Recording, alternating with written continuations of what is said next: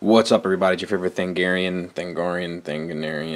I can never keep it straight. It's favorite nerd, and today we are looking at PlayArt's Kai DC variant Hawkman, and I just need to go ahead and get this out of the way right now. I love him. Let's talk about accessories. So he comes with the typical PlayArt stand.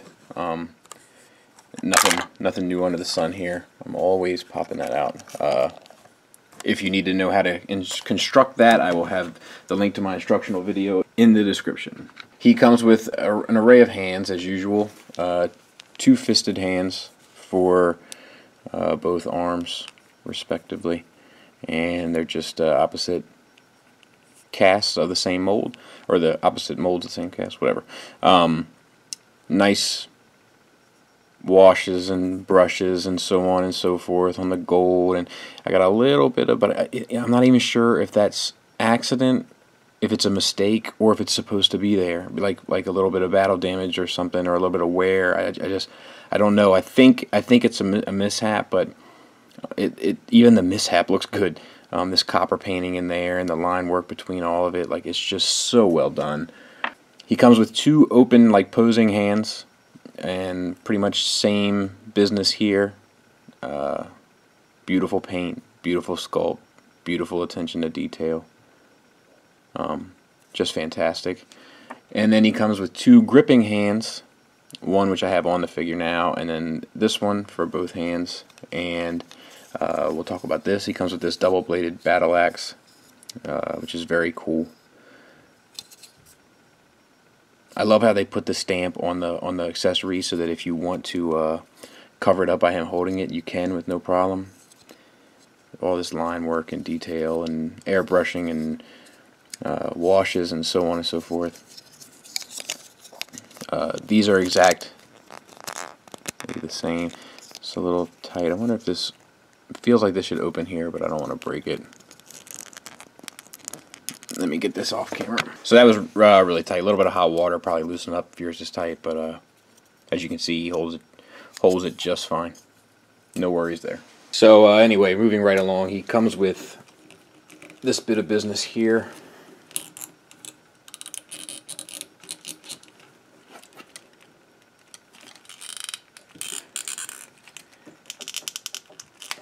Which is also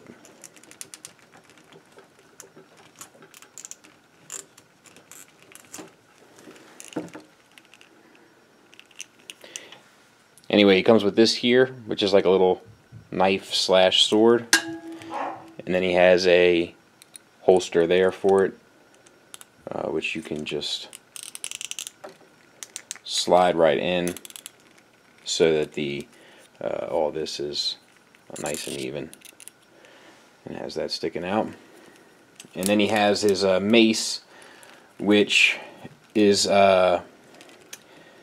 I wish they would have gone with the spikes, but it still looks fine. I got a little bit of green mishap here, and if you bring his hand up, he'll hold it just fine. A little bit of green mishap there, but outside of that, pretty good to go. So let me take the accessories off, and we'll look at the figure. First, let me say, like, even my wife loves this figure. Like, I'm sure it has something to do with her favorite color. Is that another? Ooh, shiny. But it's just overall impressive. This is a very difficult review to kind of do because the wingspan is just so massive. I mean, it's absurd. So we'll start from top to bottom. We'll get the wings out of the way first.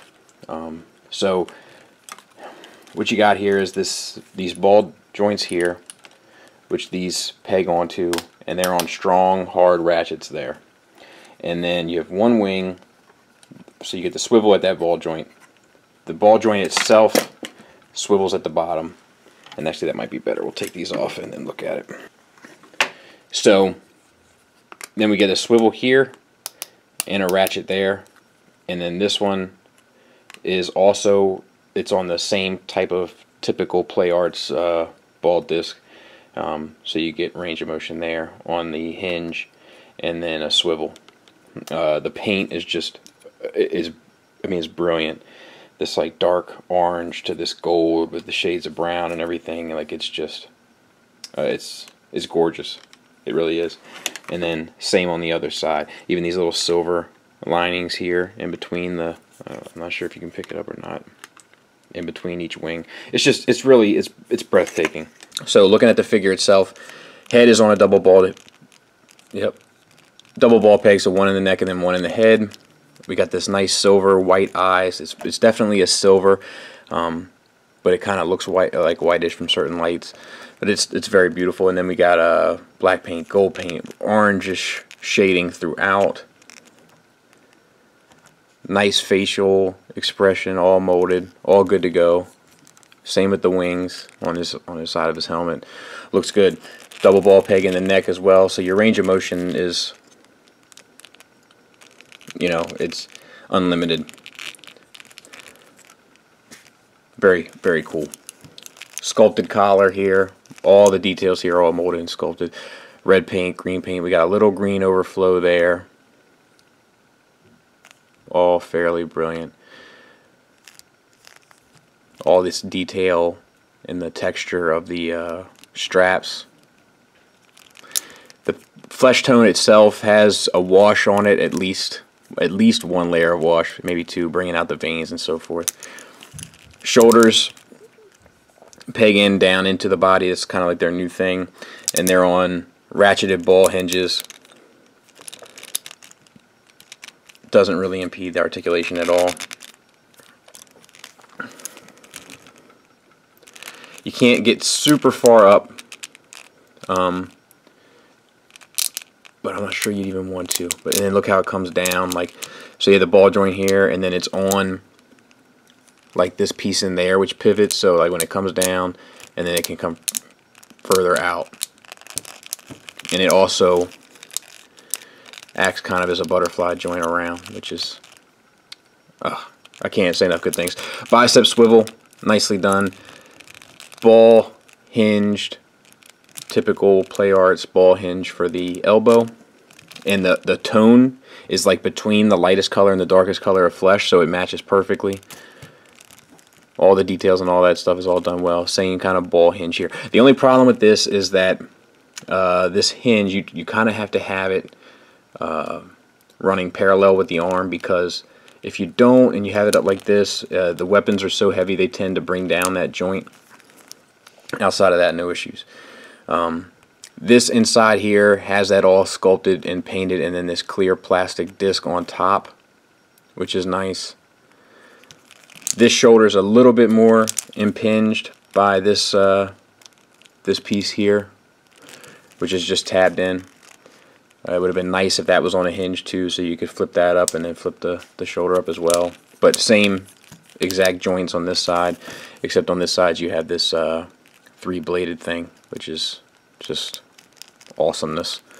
Diaphragm joint is a ball peg up the top, and then the waist is also a ball joint. And you got to watch the back, because if you go to too far of an angle, it'll pop out, but then you can easily get it back in there. That is the only weak link, really, of the seams. You see, like that fails there as far as showing the seam. But in the front, which is what you're going to see mainly, it doesn't. And then all the sculpting and so forth and shading is all done brilliantly in there. A floating soft piece of plastic on the pelvis, not to impede the hip articulation, which are bracketed universals, and get you pretty much anything you could need. All this painted, sculpted, beautiful attention to detail. The holster is on a swivel, just because it pegs in. I mean, but then you can at least get it out of the way for articulation purposes, which is nice. Double jointed knees with the armor covering the ugliness of the Play Arts knee, so that's perfect. And then down into the foot, we have a ratcheted ball hinge there, so that gets you your tilt and your rocker. which is nice.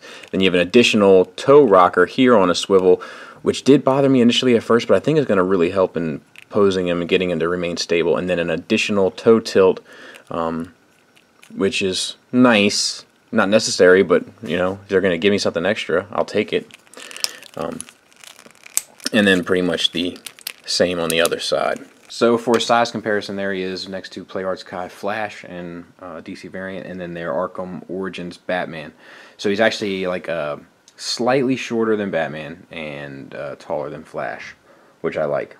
Now, obviously, this Batman isn't meant for this line, but just to give you an idea, I really wanted you to see how massive the wingspan is.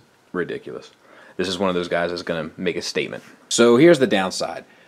There is that gap that you're going to see in his back from time to time if you have his back exposed. I'm never going to have his back exposed, so that's not going to be an issue for me. There are some paint overflows, spills, things of that nature. There's some green that is spilled over onto his weapon. There's some, you know, some of the belt is, like, you see there's some green right there on the gold. I'll see if I can zoom in. Right there. You see right there, it's little stuff like that. It's minute, I'm just pointing it out. There's a fair amount of that. I'm noticing some down here now as well. There are little paint imperfections like that. To the average eye or the average person that's going to come over and appreciate your collection, they'll never see it.